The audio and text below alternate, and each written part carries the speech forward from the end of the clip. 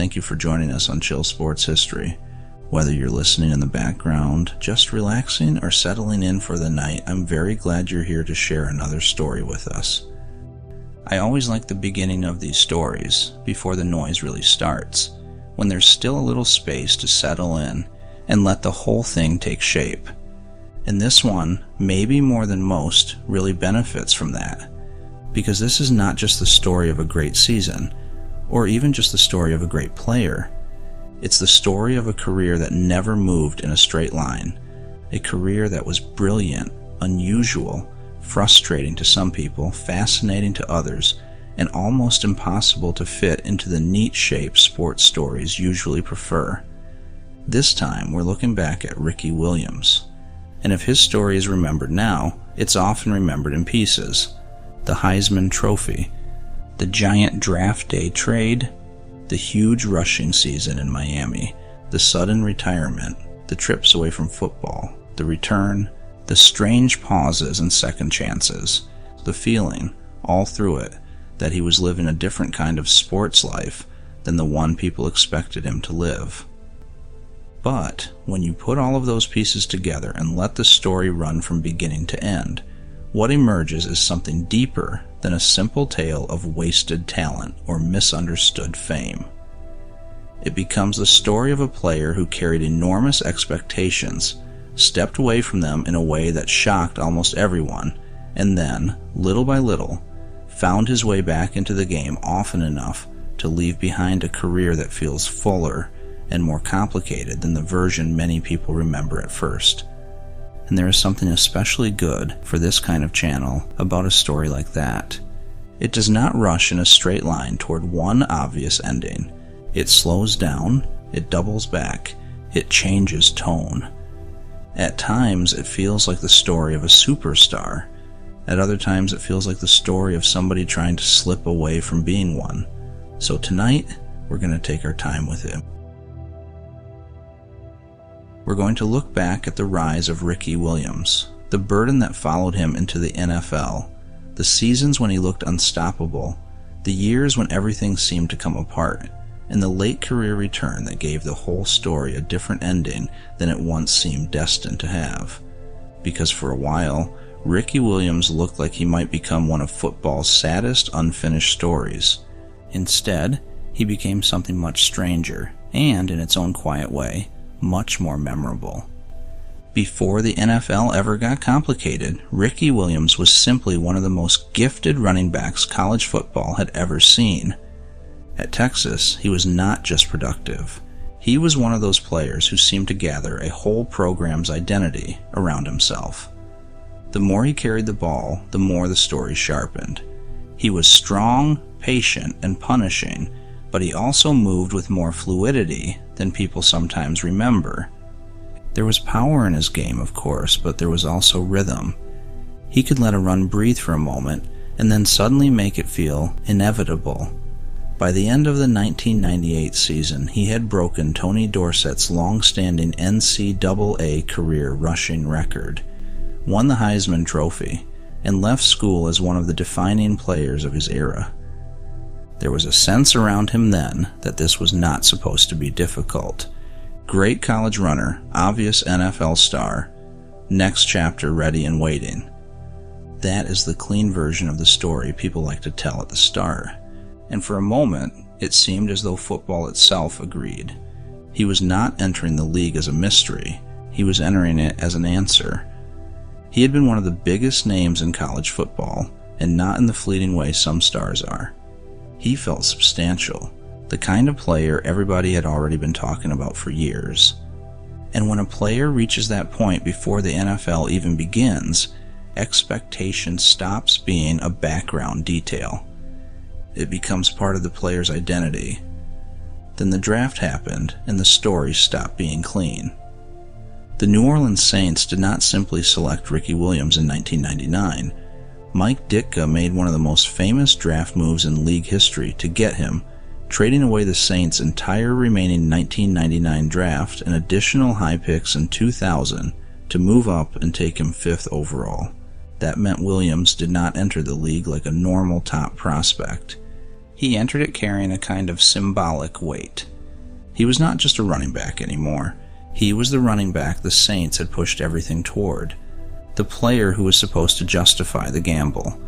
The player who, fairly or unfairly, would be measured not only against other backs, but against the value of an entire pile of draft picks.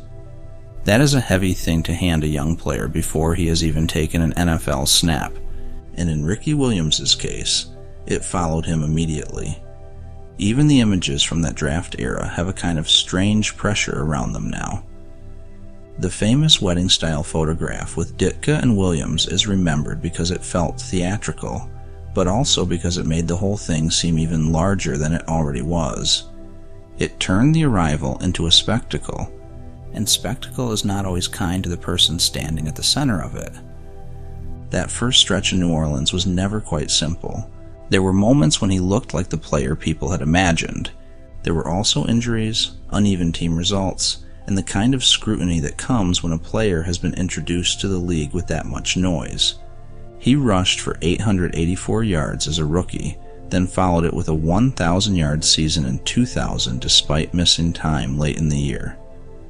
By 2001, he had his best season as a Saint, running for 1,245 yards, while also catching 60 passes. That version of Ricky Williams was real. Powerful, durable, when healthy, and capable of carrying a heavy workload. But even then, there was a tension around him that never fully disappeared. He was expected to be both star and solution, and those are not always the same thing.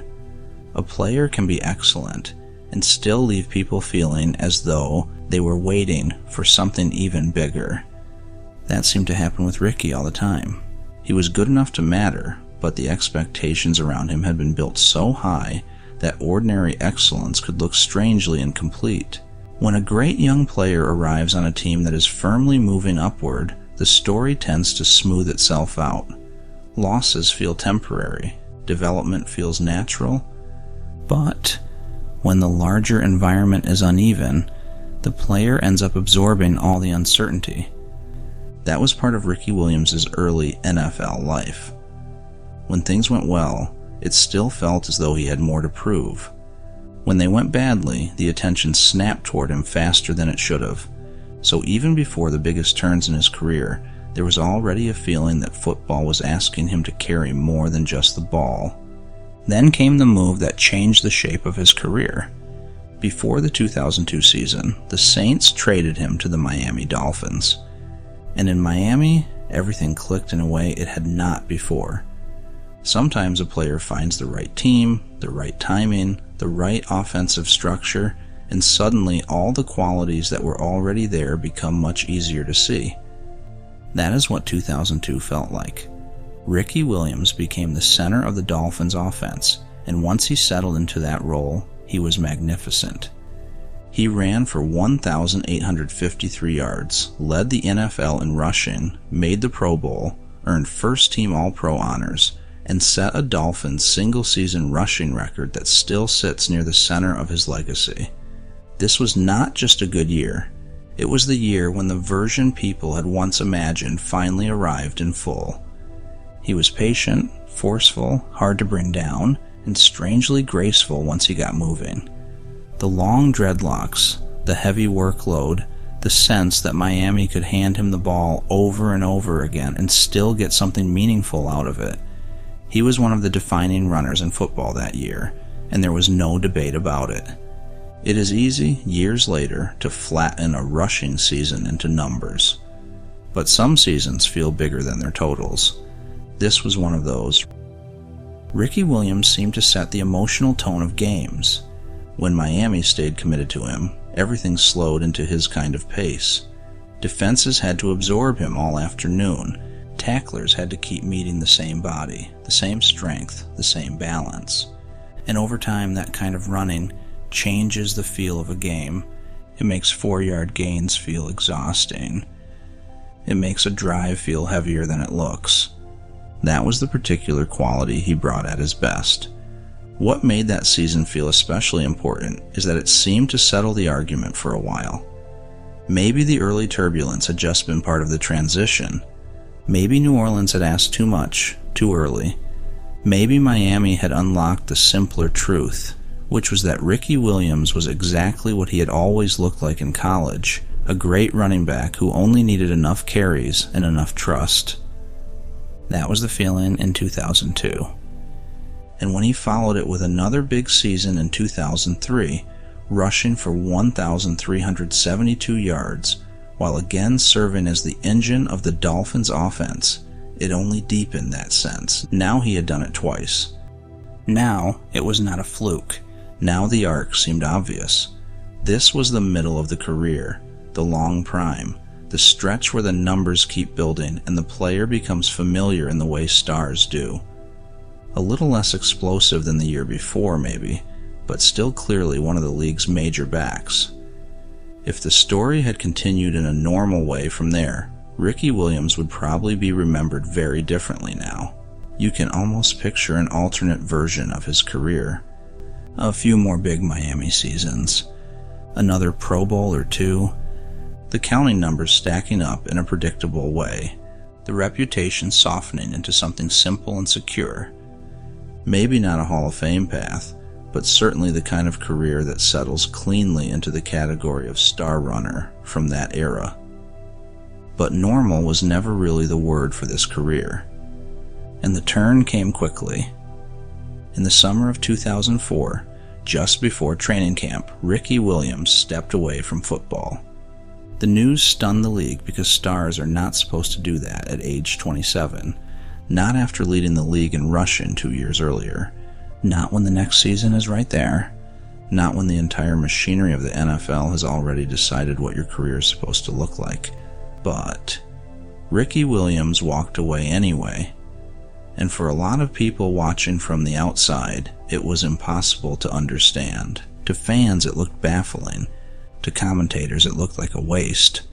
To the league, it looked like a player stepping outside the script in a way the sport was not built to comfortably explain. That became one of the central tensions of his public image. Ricky Williams did not seem to want the version of football stardom that football kept offering him. And because of that, many people decided he was either unserious, ungrateful, or impossible to trust. But the story feels different when viewed from a distance. Not simpler, exactly, but more human.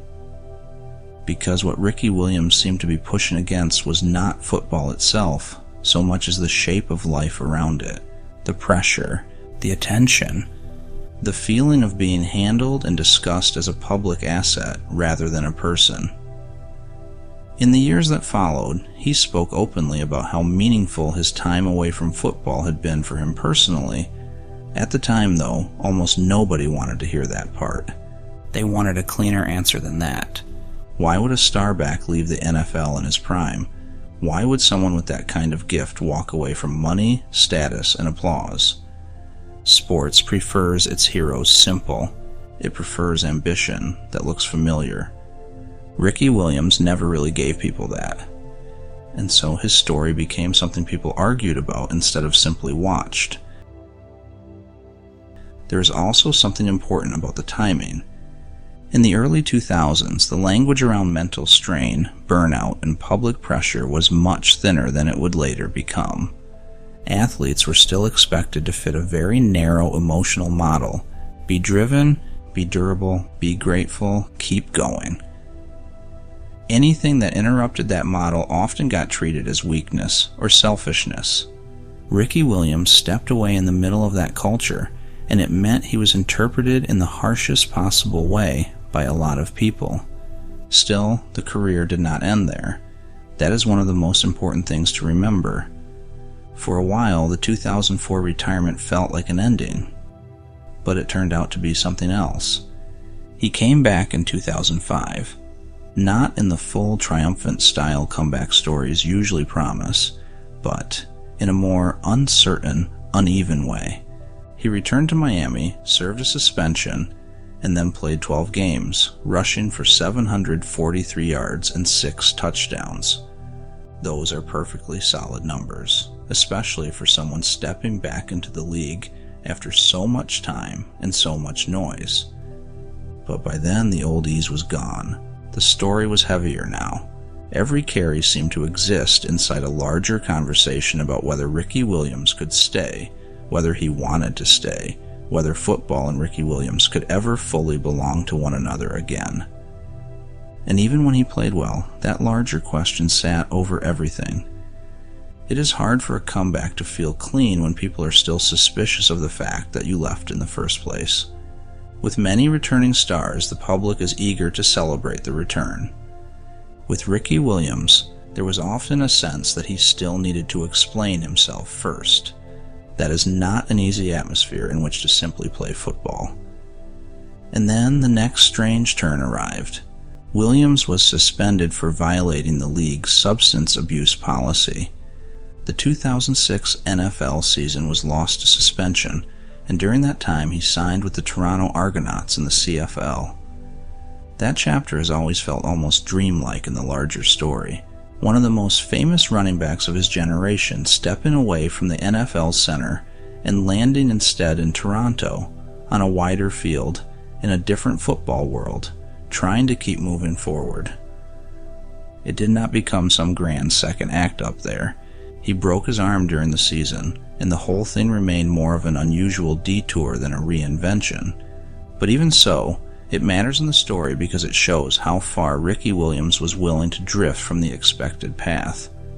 Most stars, once separated from the NFL spotlight, either run back toward it or disappear from the game entirely. Ricky Williams did something more peculiar. He kept looking for a version of football and a version of life that felt livable to him. It is a story about how a player's identity can keep shifting once the biggest stage no longer feels simple.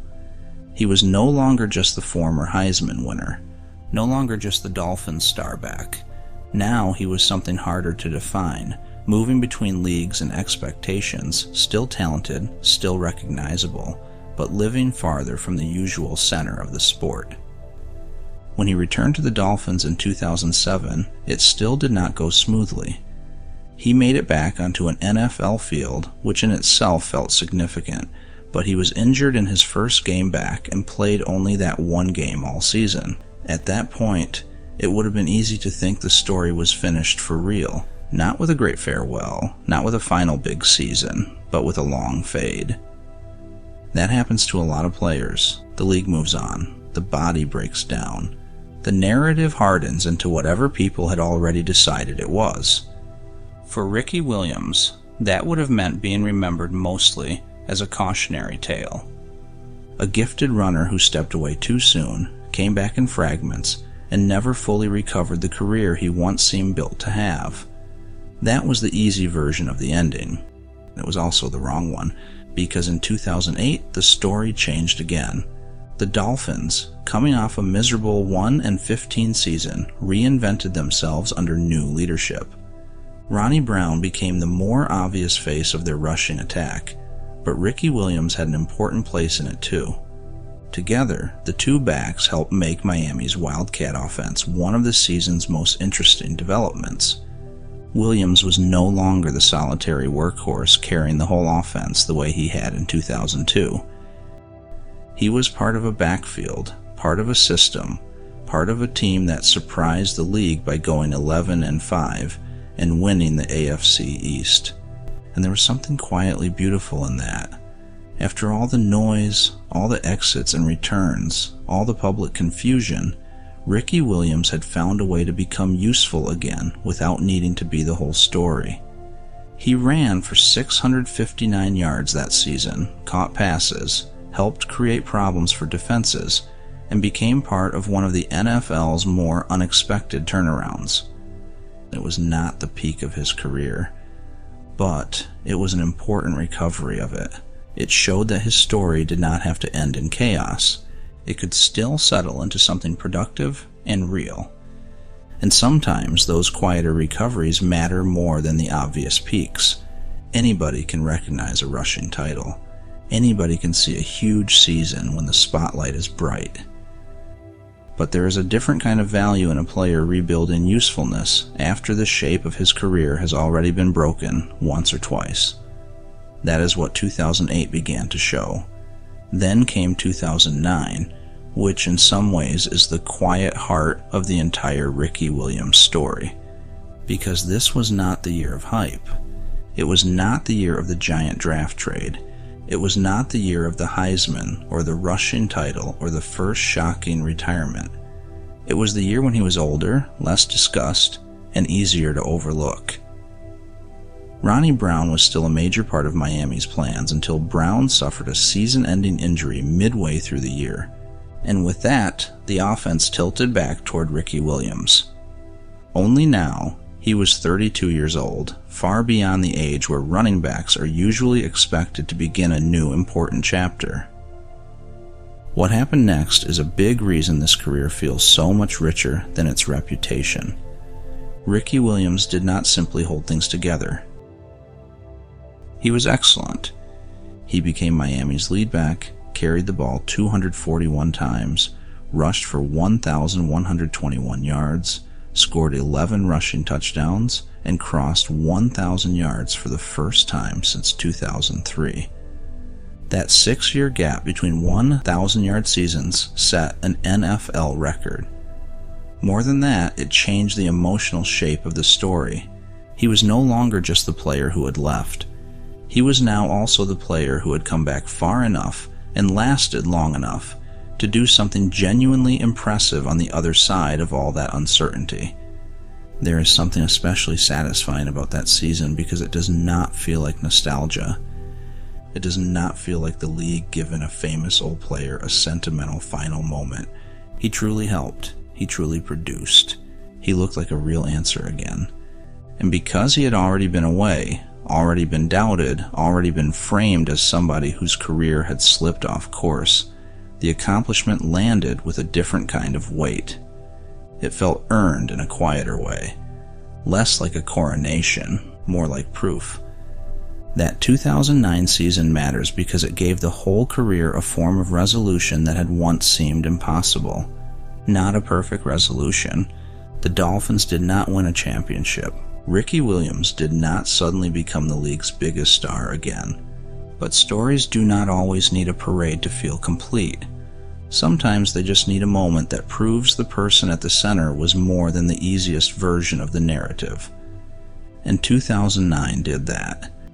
At an age when many backs were already fading out of the league, Ricky Williams produced one of the better seasons of his career. He ran with freshness, patience, and real authority. The body had held up. The talent had held up. And maybe most importantly, he seemed to have found a steadier relationship with the game itself. Not the suffocating version from the early 2000s, not the version that made him feel trapped, but a more manageable one. A later career version where the expectations were smaller, the spotlight slightly softer, and the football itself could come back into focus. There were still more seasons after that. He remained with Miami in 2010, sharing work again and continuing to contribute. Then, in 2011, he spent his final NFL season with the Baltimore Ravens. By then, he was no longer the headline player he had once been, but there is something fitting about that last chapter. He finished as part of a strong team still playing, still useful, still in the league long after many people had once assumed his football life was already over. And that matters more than it might seem. It means the final image is not one of disappearance. It is not the empty space left by a star who could never quite make peace with the game. It is something steadier than that. A veteran runner still doing the work, still trusted enough to be there, still able to help a good team. When he finally retired for good after that season, he did so with 10,009 career rushing yards. That number matters, not because round numbers are everything, but because it quietly pushes back against the idea that Ricky Williams' career was mostly absence. It was not. It was a long career. A productive one. A strange one, yes, but also a substantial one. The kind of career many players would be grateful to have, even without the unusual turns. And that is probably where the story becomes most interesting now, with enough time having passed for the noise to settle. Ricky Williams was never going to fit neatly into the standard football script. He did not seem fully comfortable being turned into a symbol of toughness or sacrifice or relentless ambition in the way sports often demands. He wanted other things from life. He stepped away, he came back, he drifted again, he returned again. He made choices that confused people.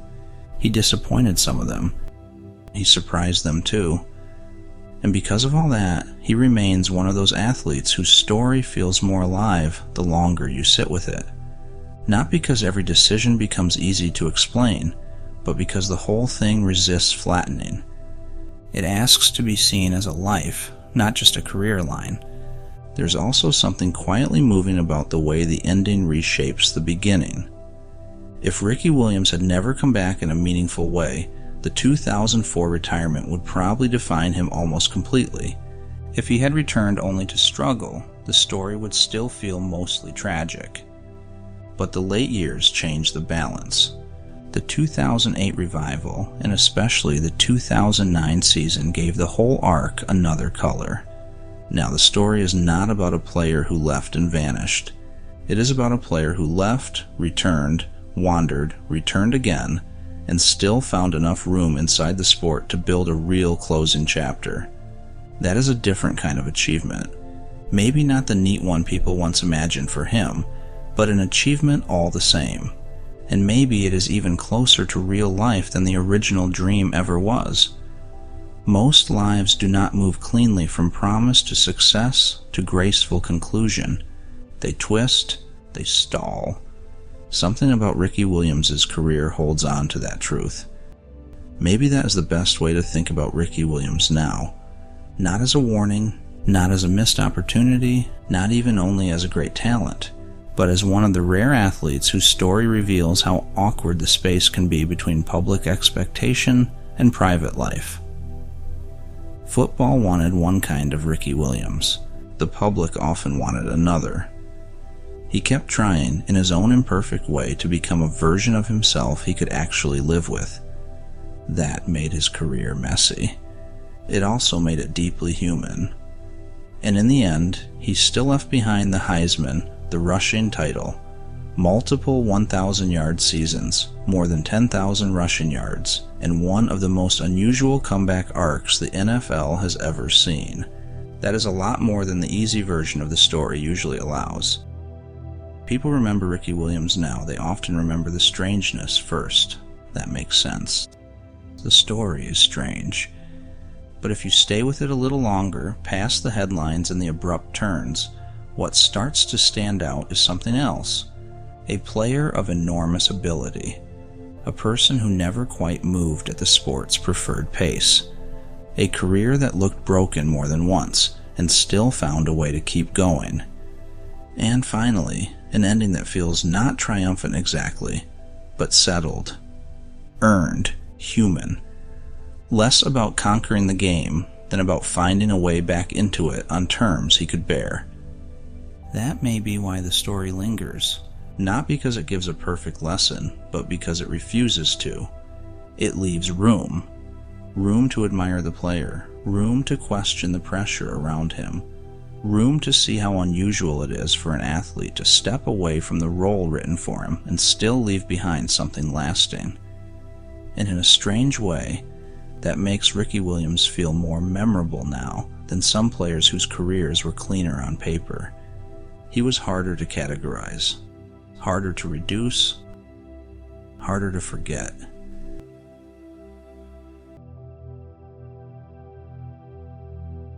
I hope you enjoyed this look back at Ricky Williams and at one of the most unusual and unforgettable careers football has ever produced. It's a story about talent, pressure, stepping away, and discovering that a career does not always have to move in a straight line to mean something lasting. And maybe that is a good place to leave it. Not with a hard verdict, not with a simple label, just with the full shape of the story still sitting there. Whenever you'd like to come back for another story, I'd be very happy to have you here.